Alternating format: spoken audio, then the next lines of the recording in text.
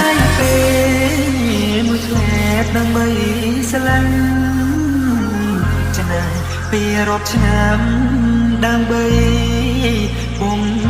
ភ្លេចស្នេហាដំបូងស្រស់ស្អាតព្រៀបដូចថ្ងៃលិចតែមួយពព្រិចមានលិចនៅស្នេហ៍ស្មុំលែដៃថ្នមថ្នមអូដោយទឹកណែគ្មានទេក្តីស្អាតព្រោះតែ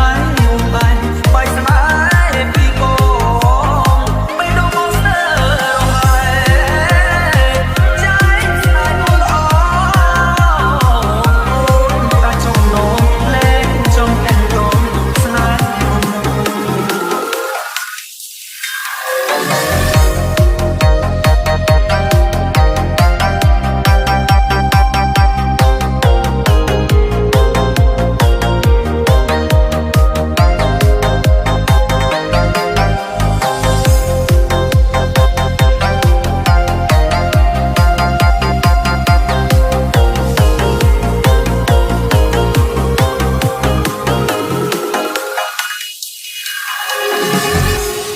We are